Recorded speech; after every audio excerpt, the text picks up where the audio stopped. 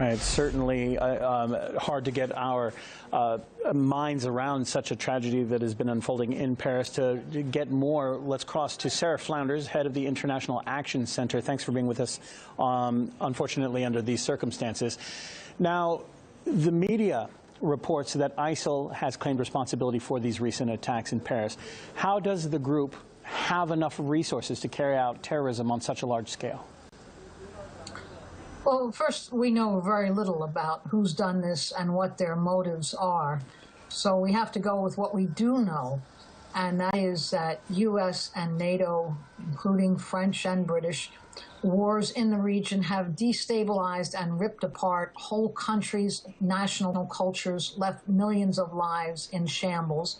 And during this time, the U.S. has also armed and trained fanatical and extremist groups, and done this in coordination with Saudi Arabia, Turkey, Jordan, to use as a weapon against Syria. But the very creation, the funding, the backhanded support of these groups, that is a danger in itself. And these wars, these terrible wars, come home.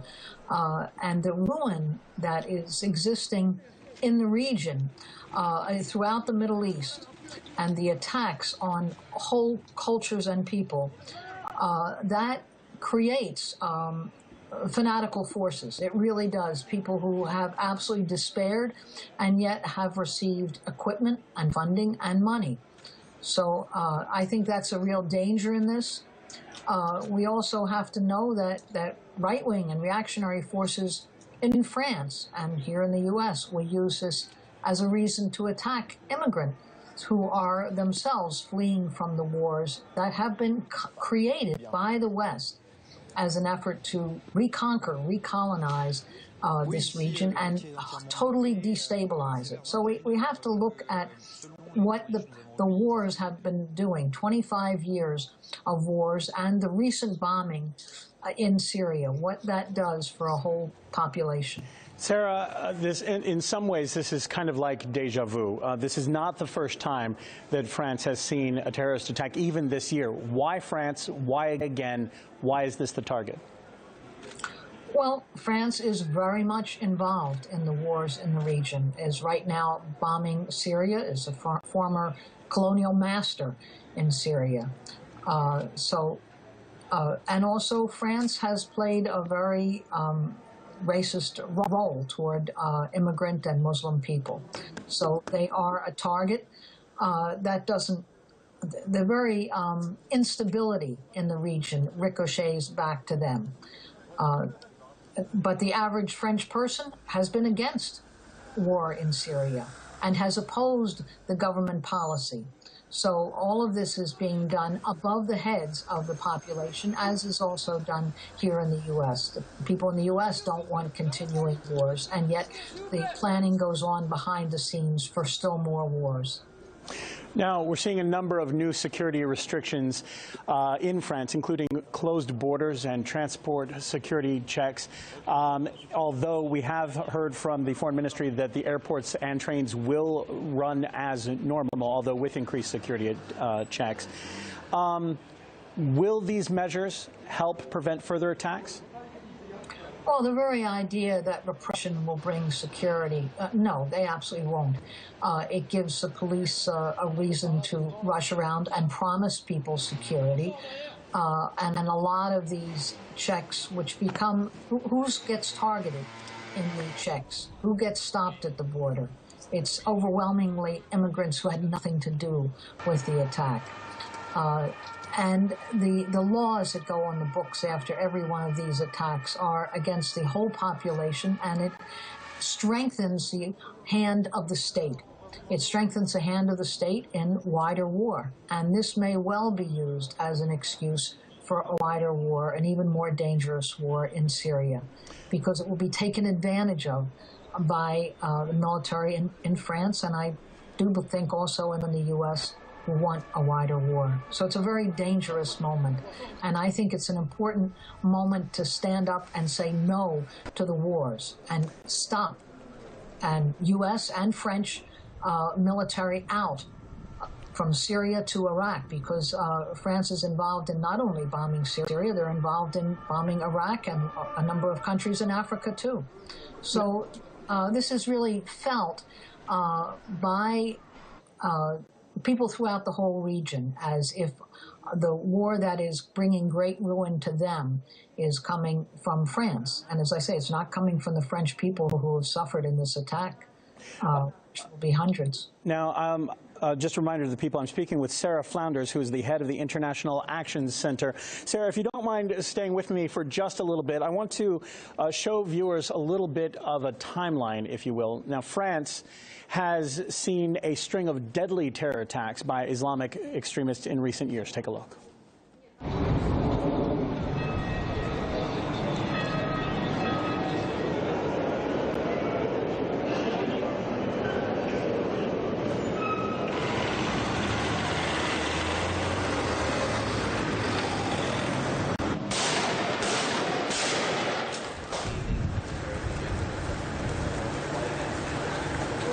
Après quelques secondes, on aperçoit clairement le terroriste intérieur en criant.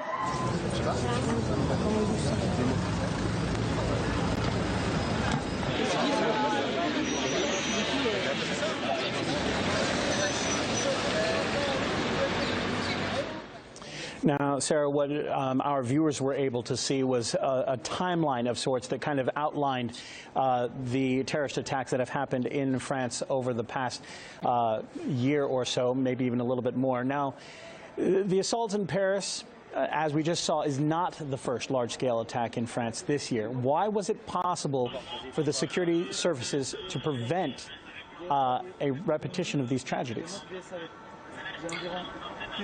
Well, I think there's no way of knowing what is in the minds or in the plans of a very small number of fanatical forces. There isn't. But France is a target because France is making war on whole countries. And the bombing, whether you look at the horror that they created in Libya, why isn't there a similar reaction to bombing and destroying whole cities, which is what France and the U.S. did in Libya? Why isn't there that response to the huge, 250,000 people who've died in Syria in that horrible war, where France and the U.S. have a terrible record also? So we really have to look at what is happening and what are the policies. And will this attack, terrible as it is, be used for a wider war, for extending, for a no-fly zone in Syria, which is what they want to do, and also for repression against the immigrants who are flooding into Europe, desperately looking for safety? Let's talk about that a little bit. You talk about, will it lead to a wider war? We've already heard from Vladimir Putin, we've heard from Obama, we've heard from David Cameron, international support pledging that they will help in any way that France needs. Will this fight against ISIL now be strengthened after such major terror attacks? Well, a pledge of support, that's easy to make. Every politician will line up and give it. What does that support mean? And to what purposes will it be used? This war against ISIL was a way of trying to bring down the government of Syria, who has nothing to do with ISIL. And at the same time, ISIL was being supported and funded by Saudi Arabia with a wink and a nod from the U.S. and the French. There's just no doubt about this. So when they pledge support for each other for a larger attack on ISIL, what does that mean? It really means, how can they even further go into an attack on Syria, where they are determined to bring down the government of Syria and to spread complete chaos and destabilization, which is what they did in Libya. And we just have to look at what they've done in Libya and in Iraq and in Afghanistan with their wars, which are just creating a horror for millions of people and has created millions of refugees. So you have a lot of politicians saying, oh, we support you and we're all going to get together and go fight ISIL. That means They are looking for an excuse and a reason for wider war. So it's very dangerous. And it will lead to far more deaths. One of the things that we've seen are a number of countries that have reviewed their security forces' protection after these attacks in Paris. One example being the Prime Minister of Belgium calling a meeting of his Security Council to review what Belgium should do in the wake of these attacks. Are we going to see attacks like this continue, maybe not in France, but in other countries as well? I have no idea who the attacks are, who's behind the attacks, and what other countries might be hit. I do know that here in the U.S., supposedly against attacks, we've ended up with the largest prison population in the world and a police force that is shooting one civilian, defenseless person every 8 hours in the U.S., killing them. So repression does not actually mean larger security for the population as a whole.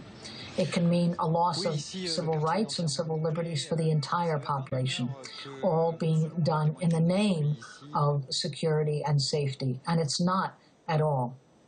All right, very interesting to hear your thoughts. Sarah Flounders, head of the International Action Center, thank you very much for being with us here on RT International. I'm sure that we'll come to you again as the wake of this tragedy starts to unfold. Thanks for being with us.